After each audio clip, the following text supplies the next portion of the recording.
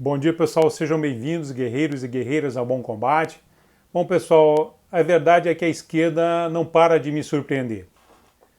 Mesmo que estejamos cansados de saber que o comunismo matou mais de 100 milhões de pessoas no século XX, ainda há homenagens aos líderes deste verdadeiro genocídio. Para vocês terem uma ideia, uma deputada federal da extrema esquerda fez uma homenagem para Lenin no início deste ano via Twitter. Ela escreveu: há 96 anos, perdíamos Lenin, o principal líder da Revolução Russa de outubro de 1917. O cara que ousou substituir o poder do czar, o rei, pelo de conselhos de operários, soldados e camponeses, os sovietes. A revolução foi traída, mas Lenin, pelo exemplo e pelos escritos, é eterno. E não ficou só por aí. Ela continuou: compararam absurdamente Lenin a Hitler. Lembro, liberais, sociais-democratas e conservadores estavam ao lado da Guerra Mundial, com 10 milhões de mortos, enquanto Lenin defendia paz, pão e terra. Após a vitória da Revolução, assinou o Tratado de Paz para o povo. Hitler era a guerra. A pergunta que fica, pessoal, é: o que Lenin deixou que ainda hoje é utilizado pela esquerda? Que ensinamento nós conservadores devemos tirar desse fato para preservarmos a nossa democracia? Fique até o final para ver o que podemos fazer para nos proteger do legado que Lenin deixou para os comunistas de todo o mundo.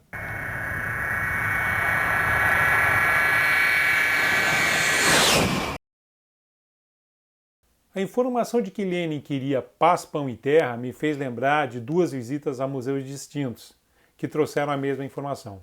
A primeira visita foi ao Museu do Comunismo em Praga, na República Tcheca. No Museu do Comunismo Tcheco, eles trazem a seguinte descrição da chegada de Lenin à Rússia em 16 de abril de 1917. Ele retornou ao seu país em 1917 como um agente alemão, com a tarefa de excluir a Rússia da guerra, e arquitetou um golpe de Estado bem-sucedido para este fim. Desde o início, Lenin impulsionou as táticas de extrema perfídia e crueldade, as quais tornaram-se características de todos os regimes comunistas da época. A outra visita foi ao Museu de Espionagem Alemão, sediado em Berlim, onde eles destacaram que Lenin foi o mais importante espião do século XX. E, finalmente, assistindo a uma série de documentários francesa que fala sobre a Primeira Guerra Mundial, daí tudo ficou muito claro. Eles colocam um trecho específico sobre o regresso de Lenin e apresentam o seguinte: The Kaiser and his generals believe they must achieve victory before the Americans are fully operational. The first step is to get Russia out of the war so German armies can be redeployed from the eastern to the Western Front. With this in mind, General Ludendorff, still in charge in Germany, facilitates the return of Russia's leading political agitator to St. Petersburg, Vladimir Ilyich Ulyanov, known as Lenin, author of writings that advocate a communist takeover. Lenin has been living in exile in Switzerland. He is 47. The Germans cunningly decide to finance both Lenin's party and this journey because the communists who deposed the Tsar in February of 1917 are still fighting the war. This unnatural alliance is not because Ludendorff supports Lenin's plan to ban private property, but because Lenin claims he will take Russia out of the war. Ludendorff says, Lenin will overthrow the Russian patriots, and then I will strangle him and all his friends.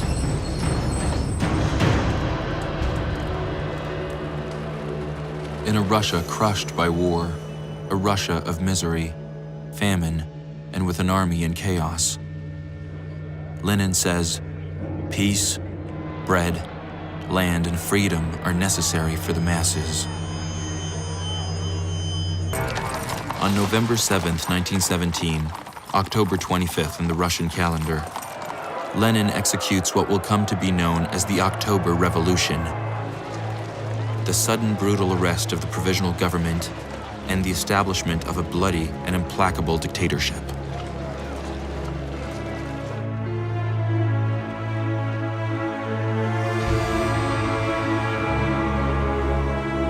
Lenin had written a decade earlier during the 1905 revolution, "Terror is an instrument of social hygiene." Among the early victims of this policy are the entire imperial family. A necessidade de os alemães retirarem os russos da Primeira Grande Guerra pode ser explicada por essas duas figuras. A primeira refere-se ao contingente russo empregado.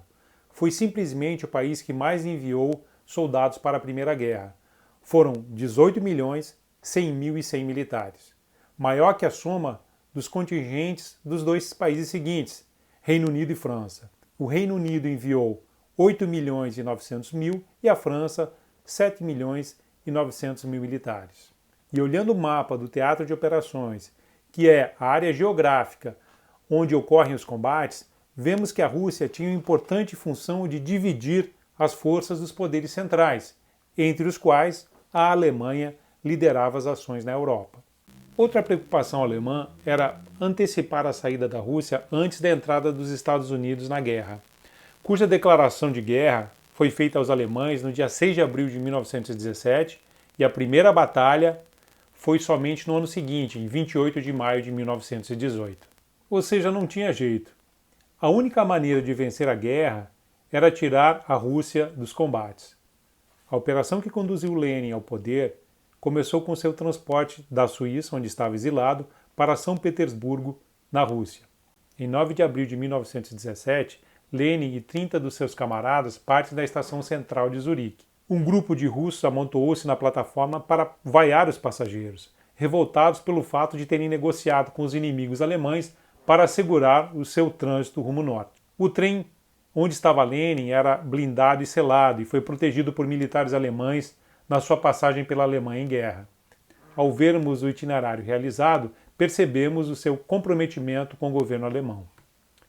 E esse Ludendorff, que comandou toda a operação, realmente não era a flor que se cheire. Ele não gostava de religiões, principalmente a católica e a judaica, e foi um dos chefes militares que se uniu a Hitler quando a sua liderança o projetou à frente do Partido Nazista Alemão. Lenin prometeu paz, pão e terra, e o que ele entregou? Como saldo disso tudo, houve uma guerra civil que dizimou entre 5 e 9 milhões de russos, sendo que nos 4 anos de guerra eles perderam 1 milhão e 800 mil homens. Será que era essa a paz a qual se referia Lenin? Pão já não existia e continuou faltando com a estatização de terras produtivas.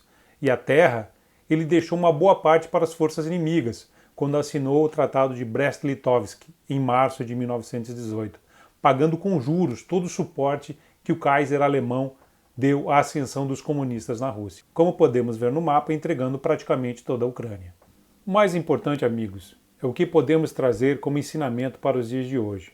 Mas antes de finalizarmos, eu peço que, caso tenhas gostado do vídeo, faça sua inscrição no canal e acione o sininho, curta, compartilhe, vamos fortalecer esse canal conservador, tá ok? E prosseguindo para referenciarmos a análise que eu gostaria de apresentar para vocês, eu vou utilizar como referência o livro de Edgar Schein, Cultura Organizacional e Liderança.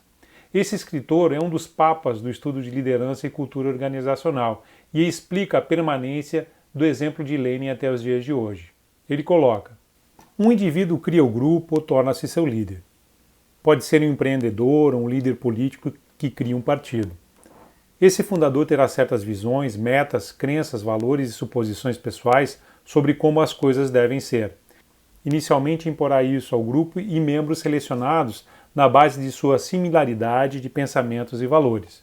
Podemos pensar nessa imposição como o ato principal de liderança, mas ela automaticamente não produz cultura. Tudo o que produz é confiança nos seguidores a fazer o que o líder lhes pede.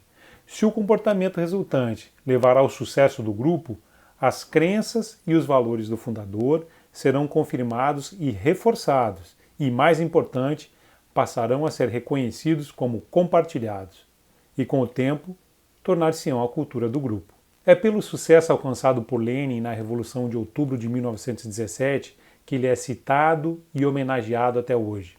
Ele transformou a teoria de Marx em prática, deu a sua interpretação e foi vitorioso. Criou um método revolucionário. Se o comunista precisa da democracia para destruir o Estado, assim o fará.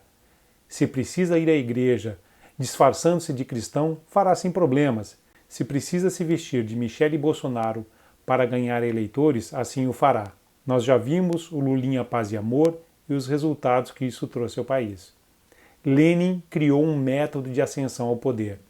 Se o comunista precisa mentir, fingir e trair para conseguir chegar ao poder, ele o fará. E é aí que reside o maior ensinamento. Não podemos nos deixar enganar nessas eleições. Não podemos votar em partidos de esquerda, pois os seus gurus são como Lenin, sedentos de poder, custe o que custar. E todos esses eventos foram previstos pelo aparecimento da Nossa Senhora de Fátima. Para mim, sendo cristão, é uma importante referência na luta anticomunista. Ela previu a Segunda Guerra, a ascensão e o perigo do comunismo. Tudo isso aconteceu entre a chegada de Lenin à Rússia, entre 16 de abril de 1917 e a Revolução, em 25 de outubro de 1917. A primeira aparição aconteceu em 13 de maio e a última em 13 de outubro de 1917. É um evento muito marcante para todos nós católicos, em especial ao grande guerreiro anticomunista João Paulo II.